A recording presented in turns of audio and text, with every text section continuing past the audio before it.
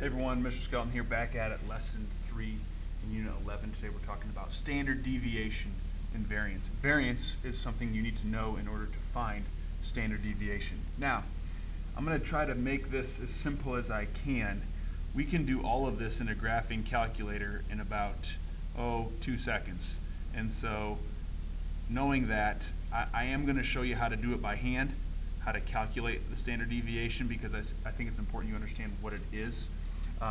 But we may be using some technology, aka the graphing calculator, to help you find the standard deviation very quickly. So in these notes, I printed them in color for you, and I kind of have a elementary type example to kind of show you what it is. So I'm actually going to show you what standard deviation looks like, and then kind of go back and figure out how to do it by hand. Okay? So if you flip the page and go to the very last, second to last slide. Okay, the one slide underneath it is the problem here. But you have this picture, and we were comparing dog sizes. And so what I want to point out to you, and this is a good example of a good visual showing you really what standard deviation is. So this green line right here is the mean. So we took all these dogs' heights, and we're actually going to go back and go through this problem, but I'm going to show you the end product first, and then show you how we got there. This green line represents the mean. All right, that's the mean of the height of the dogs. And this 147 and 147 above and 147 below, that is one standard deviation away from the mean. And what that one standard deviation away from the mean, 147 up and 147 down, is basically a standard way of knowing what is normal, or what comes close to the mean. And so that's what standard deviation is. We use it a lot with like IQ tests. They use the standard deviation, the bell curve, and we're going to get into that more in lesson 4.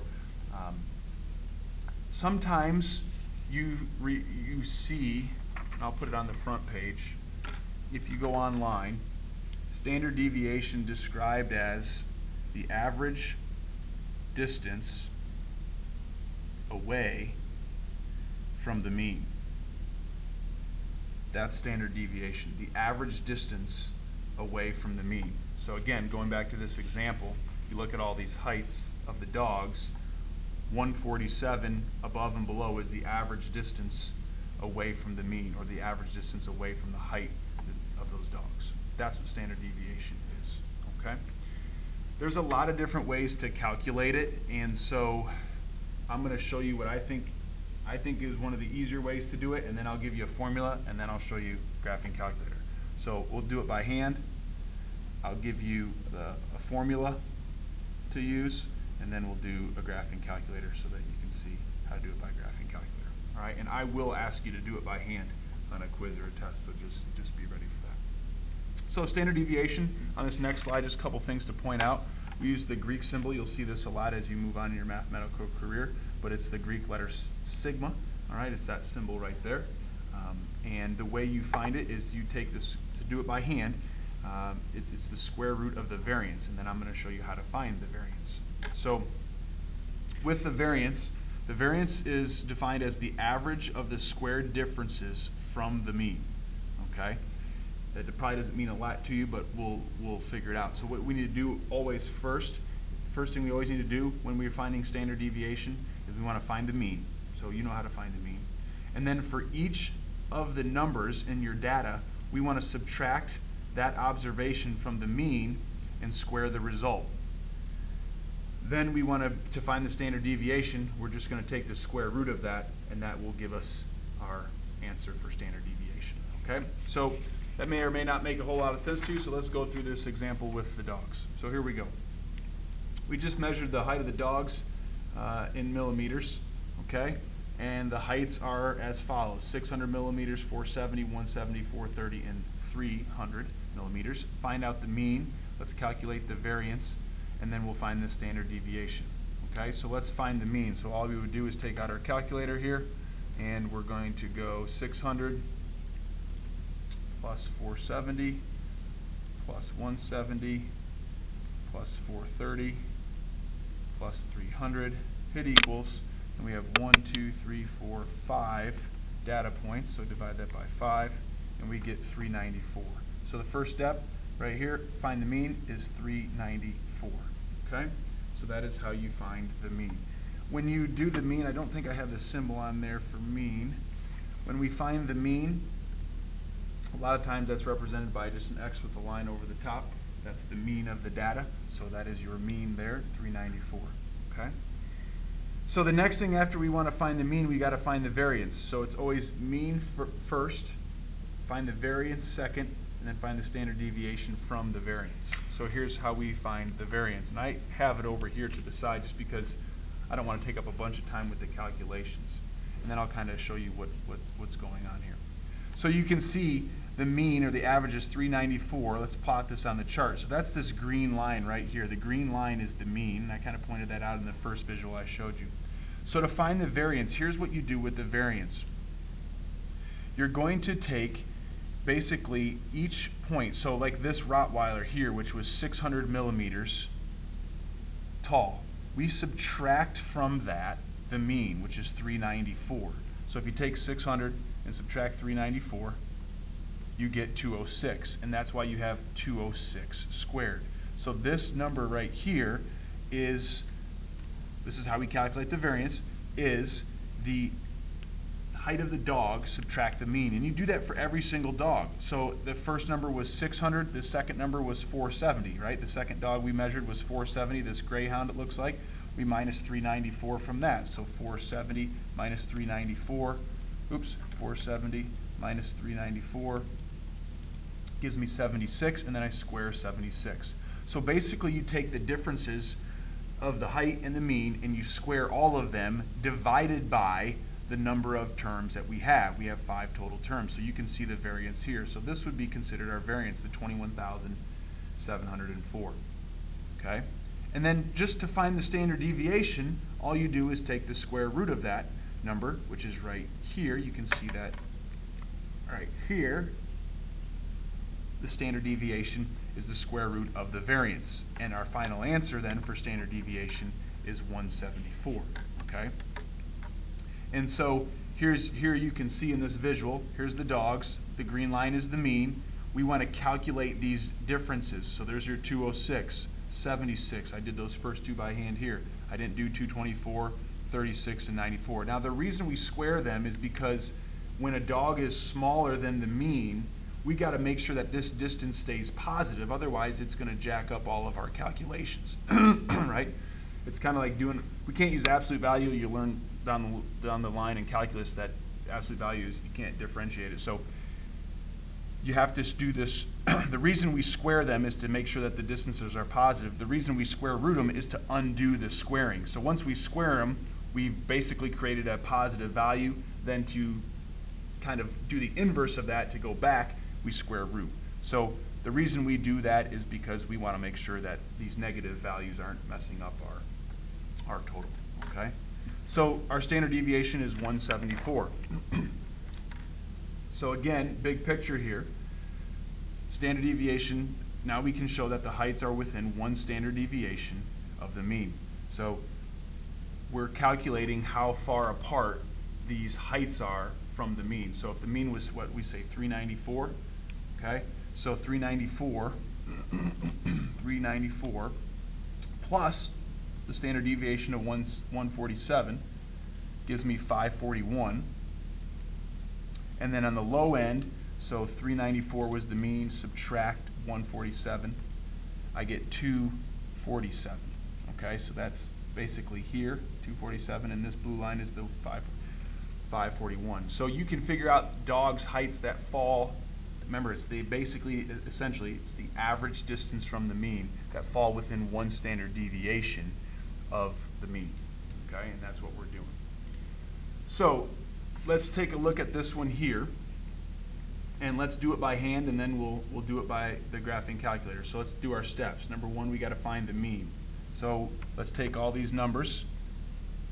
I'm going to take my calculator out. 75 plus 83 plus 96 plus 100 plus 121 plus 125. Hit equals. I get 600. And we're going to divide that by, let's see, 1, 2, 3, 4, 5. Oh, that works out nice. Divided by 6. So my mean is 100. Okay? So my mean is 100. Step 2, we got to find the variance. Well, how do we do that? Well, we have to take each number, so 75 and 100, take the difference of it. All right? So we can go 100 minus 75, and we get 25 squared, plus 83 from 100, so 100 minus 83 is 17 squared. Next number, 96, is 4. The difference of 100 and 96 is 4 squared. 121, not 121, it's going to be 21 squared. And then 25 squared. Again, 125 minus 100, and there we go. And then we divide that by, let's see, 1, 2, 3, 4, 5, I'm missing a number here, 75, 83, 96, what number did I do? Did I do them all? 4, oh, I forgot the 100. Okay, so the 100 would just be, there's no difference there, so plus, you can go plus a 0 squared, doesn't matter, all right? That's not going to be in there, but I still got to go 1, 2, 3, 4, 5, 6 divided by 6. So, take our calculator out, 25 squared plus 17 squared plus 4 squared plus 21 squared plus 25 squared. Obviously, we don't need to do the 0 squared, hit equals. Divide that by 6, hit equals, and I get 332.6, basically repeating. Now I'm going to leave that in my calculator. So I just calculated the variance. And then how do you find the standard deviation? You take the square root of the variance. So second square root, second answer, and I get 18.23. Okay? So my answer would be D. Now, again, what does that look like graphically? If you took these numbers here and we said, okay, here's our mean, oops, off my page a little bit, here's my mean of 100, basically 18.23 above and 18.23 below is one, we would say it is one standard deviation away from the mean. If we had 2 standard deviations away from the mean, it would be 18.23 times 2. And then you're basically saying, where does the data fall? Does it fall within 1 standard deviation of the mean? Does it fall within 2 standard deviations of the mean? And you're going to find out in our next lesson, this is how we get the bell curve. That's a terrible bell curve, but right in the middle is always the mean, right? And then you have a standard deviation that way, 1 standard deviation that way, and then you have a second standard deviation that way, a second standard deviation to the right, and then a third. So that's the bell curve. Most things fall within 1 standard deviation of the mean, IQ, all kinds of different things. So again, it's just a way to look at data, evaluate data, and figure out where the group falls. Okay? So one thing that I think I don't know if I have it in the notes or not. Let me see. No, I don't have it there. Okay, we'll come back to it. Basically, what I wanted to show you before I did the graphing calculator is ask you this question. What does it mean if you have a high standard deviation? What does that mean if your standard deviation is really high? That means all your data is spread apart, right? It's all over the place. There's big differences. There's big numbers. There's real small numbers. If you have a low standard deviation, what does a low standard deviation mean? That means your data is pretty close together, right? Because it's all going to be very close to the average or to the mean. And so that's important to know, and you can think about that. It's a pretty easy thing to conceptualize. But I want to make sure I put that in there. All right, so you're probably like, all right, Mr. Skelton, enough's enough. Give me the graphing calculator stuff so we can figure this out without doing too much work. You do need to know how to do this by hand. Follow those 3 steps, you should be good. So let's take out our graphing calculator. I always do a good reset. I'll zoom out here so you can see everything. Whoa, there we go. I'll zoom out a little bit so you can see everything. I'm going to clear my memory. Just make sure you don't have any lists in there. And then what we're going to do is we're going to go to stat. Oh, I'm not going to go to stat. We're going to go to, yeah, we'll edit. Stat, edit. List 1, let's write in our numbers. They do not need to go in order. 75, hit enter. 83, hit enter. 96, hit enter. 100, hit enter. 121, enter. 125, enter. All my data is in, okay? Go to stat again, so you can go second quit, or you can just hit stat. Going to go over to calculate. And what we want to push is 1 var stats. So for the graphing calculator, step 1, hit your stat button, plug in values into L1. Number 2, go to calc, and we want 1 var stats. So you just now are going to just hit enter. Get the glare off this. Just hit enter.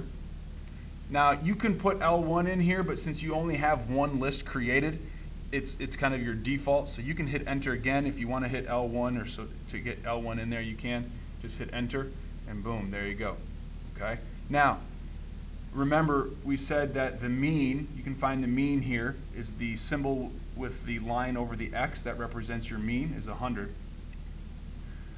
We don't need, here's your total of 600. This is basically the sum of all of the terms. Remember, we got 600 when we added all these up. So there you go there.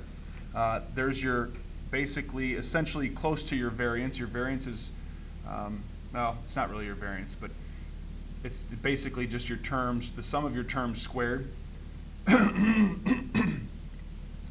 We want this. Remember, this is the sigma, so we want the 18.23.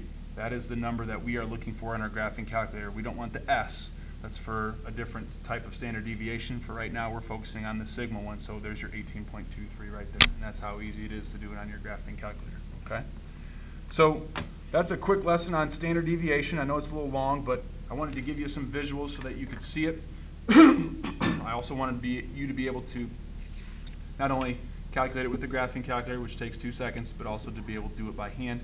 So make sure you know how to do both of those, all right? If you have questions, let me know. Look forward to seeing you in class.